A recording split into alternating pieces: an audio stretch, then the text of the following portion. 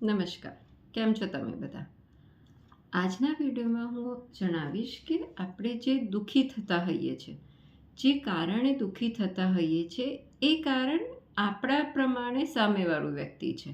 But actual એ ફક્ત અને ફક્ત આપણી વિચારસરણી, આપણો એ વસ્તુને જોવાનો જે આપણો છે ઇન્ટેન્શન, ફક્ત અને ફક્ત એ કારણ રિસ્પોન્સિબલ હોય છે. આને હું એક તમને એક્ઝામ્પલથી સમજાવું. સપોઝ મેં કોઈને મદદ કરી, ફાઇન, એને જરૂર હતી, મેં એને મદદ કરી. હવે થોડા વખત પછી જ્યારે મને જરૂર પડી છે, તો મારું એક્સપેક્ટેશન જશે કે મેં આને મદદ કરી હતી અને એને ખબર છે કે અત્યારે મને જરૂર છે, તે મને મદદ કરે. બટ આમાંનું કશું જ ના થયું. મને મદદની જરૂર છે, પણ એણે મને મદદ ના કરી, જેને મેં ઓલરેડી પહેલાં મદદ કરી હતી. હવે હું દુઃખી. કેમ? એણે મને મદદ કેમ ના કરી? મેં એને મદદ કરી હતી કહ્યા વગર, તો એણે મને કેમ મદદ ના કરી? હવે આ જે કેમ છે, એ જ આપણને સતત દુઃખી કયા કરતું હોય છે. હવે આમાં આપણે એક વસ્તુ સમજવાની જરૂર છે કે મેં એને મદદ કરી એ મારો સ્વભાવ હતો, પણ જરૂરી નથી કે મેં એને મદદ કરી તો એ મને રિટર્નમાં મદદ કરે. એમાં બે વસ્તુ રિસ્પોન્સિબલ છે. એક તો આપણો સ્વભાવ કે આપણે એને મદદ કરી. બીજું, એ થોડો ડીપ સબ્જેક્ટ છે, કાર્મિક, કે ભાઈ મારે એનું ઋણાનુબંધ હતું એટલે મેં એને મદદ કરી, that's all, account closed. But હવે હું ફરીથી એક્સપેક્ટ કરું છું કે એ બી મને મદદ કરે, એ ખોટી વસ્તુ છે. પણ હવે મારે જ્યારે મદદની જરૂર છે, તો હું એ સિચ્યુએશનમાં દુઃખી એટલા માટે થઈ રહી છું કે હું એક્સપેક્ટ કરી રહી છું કે આ પર્ટિક્યુલર વ્યક્તિ જ મને મદદ કરે, જેને મેં ઓલરેડી મદદ કરેલી છે. પણ વી નેવર નોઝ, યુનિવર્સ, ભગવાનનો શું પ્લાન છે, એમનો પ્લાન બહુ મોટો હોય છે, આપણને ખબર નથી હોતી. એટલે જ આપણે આ સિચ્યુએશનમાં દુઃખી થઈ કે કોઈના પ્રત્યે ઘૃણા નથી કરવાની હોતી. કારણ કે અગર મને મદદની જરૂર છે, તો ભગવાને મારા માટે પ્લાન કરી રાખ્યું છે કે કોને મોકલશે, કયા રૂપમાં મોકલશે, જે મને નથી ખબર. પણ હું મારી બુદ્ધિમત્તાથી ફક્ત અને ફક્ત એ પર્ટિક્યુલર વ્યક્તિ પાસેથી જ મદદ એક્સપેક્ટ કરી રહી છું. એટલે હું દુઃખી બી થઈ રહી છું અને મને મદદ પણ નથી મળી રહી. કારણ કે ફક્ત અને ફક્ત મારા બિલીફ્સના લીધે હું મારા જીવનમાં આવનાર ઓપોર્ચ્યુનિટીને અટકાવી રહી છું, કે હું એક જીત પકડીને બેઠી છું કે મને તો આ જ જોઈએ. અને એક એક્ઝામ્પલથી સમજાવું કે ભાઈ મમ્મી પપ્પા તો મારા માટે સરસ મોટી ગિફ્ટ લઈને આવ્યા છે, પણ હું એક્સપેક્ટ કરું છું કે મારી ફ્રેન્ડ જ મને આ વસ્તુ આપે. મને મમ્મી પપ્પા જે મોટી ગિફ્ટ આપી રહ્યા છે એમાં કોઈ જ ઇન્ટરેસ્ટ નથી. આઈ એમ જસ્ટ ઇન્ટરેસ્ટેડ કે મારી ફ્રેન્ડ મને ગિફ્ટ કેમ ના આપે.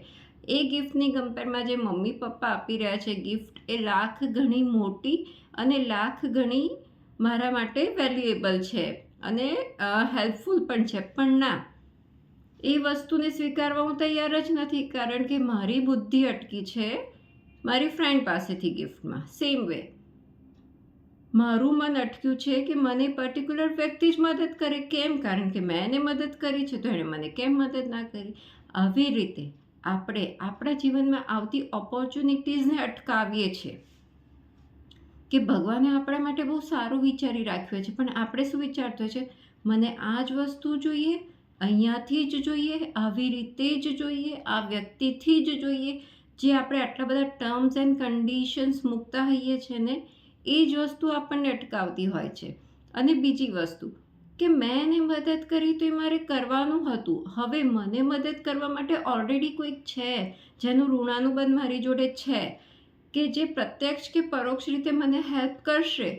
પણ હું એ વિચારી બી નથી રહી, એક્સપેક્ટ બી કરી નથી રહી, કારણ કે હું એને ઓપન આર્મ્સ, ખુલ્લા હૃદયથી એને સ્વીકારવા માટે તૈયાર જ નથી, સજ્જ જ નથી. મેં મારા દિલના કે ઘરના દરવાજા ખુલ્લા રાખ્યા જ નથી. તો હવે ઓપોર્ચ્યુનિટી કેવી રીતે મારી પાસે આવશે? એટલા માટે જ હું મારા દરેક વિડીયોમાં કહું છું કે you have to be positive always. હંમેશા પોઝિટિવ રહો. અને હંમેશા પોતાના અને બીજાના માટે સારું વિચારો.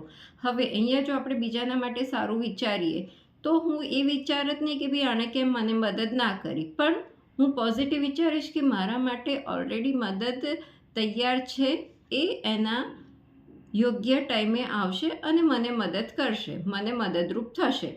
ભગવાને આના માટે સરસ પ્લાન વિચારી રાખ્યો છે. બસ આવી રીતે આપણે ઓપન એન્ડેડ, ઓપન આર્મ્સ, ખુલ્લા હૃદય સાથે સજ્જ રહેવાનું છે ઓપોર્ચ્યુનિટીને સ્વીકાર કરવા માટે. આપણે ભૂલ કરતા હોઈએ છીએ ઇફ્સ એન્ડ બટ્સ લગાવીને, કારણ કે આપણો સંકુચિત વિચાર છે. આપણને જે આપણી આજુબાજુના વ્યક્તિઓ, આપણી જે સરાઉન્ડિંગ સિચ્યુએશન છે, ફક્ત અને ફક્ત ત્યાં સુધી લિમિટેડ એક્સપેક્ટેશન્સ જ હોય છે આપણી પાસે. બટ અગર એ લિમિટેશનને આપણે હટાવી દઈએ, આપણે આપણી સમજને સાઈડ ઉપર મૂકી ફક્ત ને ફક્ત આપણને જે જોઈએ છે એ વસ્તુ પર કોન્સન્ટ્રેટ કરી અને એના ઉપર યોગ્ય પગલાં લઈને મહેનત કરવાનું ચાલુ રાખીએ, તો ઓપોર્ચ્યુનિટીઝ કઈ રીતે ને કયા રૂપમાં આવશે આપણને નથી ખબર, અને એ આપણા ધાર્યા કરતાં ઘણી જ સારી અને મોટી અને સારી રીતે આવશે એ નક્કી છે. પણ ક્યારે? જ્યારે તમે એ વસ્તુને ઓપન રાખશો કે હું એબન્ડન્સ, પ્રચુરતાને સ્વીકારવા માટે સજ્જ છું. અને આ ઓપનનેસ ક્યારે આવશે? જ્યારે તમે સંકુચિતતા હટાવશો, તમે તમારું ધ્યાન એ પર્ટિક્યુલર વસ્તુ કે વ્યક્તિ પરથી હટાવશો, તમારી ઘૃણા હટાવશો, તમારું એંગર હટાવશો. મનમાં જેટલા પણ નેગેટિવિટી છે, પોતાના રિલેટેડ, ગોલ્સને રિલેટેડ કે કોઈ બીજાને રિલેટેડ, જ્યારે આ બધું હટી અને ફક્ત પોઝિટિવિટી માઇન્ડમાં રહેશે, સારા જીવન પ્રત્યેની એક વિશ્વાસ મનમાં રહેશે કે હા, મારી જોડે જે થાય છે એ બધું જ સારું થાય છે, હું મારી પૂરતી મહેનત કરું છું અને એનું મને ફળ ઘણું સારું મળે છે, હું સારી છું અને મારે જીવનમાં આવનાર દરેક વ્યક્તિ બી સારા છે. અગર આ અમુક વસ્તુઓ તમે તમારા મનમાં સેટ કરી દેશો તો તમારું જીવન બહુ જ સારું અને સરળ થશે, અને તમે ઇમેજિન પણ નહીં કર્યું હોય એનાથી પણ વધારે સારી રીતે, મેજિકલ રીતે તમારી લાઈફ ચેન્જ થશે. ફક્ત જરૂર છે ખુલ્લા દિલથી ઓપોર્ચ્યુનિટીઝને આવકારવા માટેની. તમે વિચાર્યું છે, તમે ધાર્યું છે, ત્યાંથી એ વસ્તુ નથી થઈ તો એનો મતલબ એ નથી કે આ વસ્તુ નહીં જ થાય. ભગવાનના પ્લાન્સ છે, બહુ મોટા છે, જે આપણને નથી ખબર. બસ આ જ વસ્તુ એક સમજવાની જરૂર છે. તો એટલે દુઃખિત થવાની જરૂર નથી. દુઃખનું કારણ ફક્ત અને ફક્ત તમે પોતે જ છો. જો તમે આટલો નાનો ચેન્જ, આટલું નાનો શિફ્ટ ચેન્જ તમારામાં આવી ગયો તો તમે ક્યારેય દુઃખી નહીં થાઓ. તમે ક્યારેય કોઈ બીજાને કોસશો નહીં. તમે કોઈ બીજાની બ્લેમ ગેમ નહીં કરો કે આણે મને મદદ ના કરી એટલે આ વસ્તુ ના થઈ. જીવનમાં એવી કોઈ વસ્તુ નથી જે શક્ય ના હોય. દરેક વસ્તુ શક્ય છે. વાત ફક્ત એટલી જ છે કે ધીરજ, શ્રદ્ધા અને સબૂરી રાખવાની જરૂર છે. That's it. અગર તમે આટલી વસ્તુ રાખી, પેશન્સ તમારા લાઈફમાં છે, એક વિશ્વાસ છે, પૂર્ણ શ્રદ્ધા અને સરેન્ડર છે યુનિવર્સ પર, ભગવાન પર, જેને તમે માનતા હોય એમાં, તો તમારી દરેક વસ્તુ બહુ જ સારી રીતે થશે. અને હા, તમારી દરેક શુભ ઈચ્છાઓ પૂરી થશે. જે સારી ઈચ્છાઓ છે પોતાના માટે અને બીજાના માટે, જે પણ સારી ઈચ્છાઓ છે એ અચૂક પૂરી થશે. ફક્ત તમે કોઈ વ્યક્તિ કે વસ્તુમાં એક્સપેક્ટેશન ના કરો કે મને મદદ આનાથી જ મળવી જોઈએ. જ્યારે આ લિમિટેશન હટાવશો ત્યારે જ તમે યુનિવર્સની અબન્ડન્સને સ્વીકારવા માટે તૈયાર થશો. એક રેસિપ્ટિવ મોડમાં આવશો, રિસીવિંગ મોડમાં આવશો.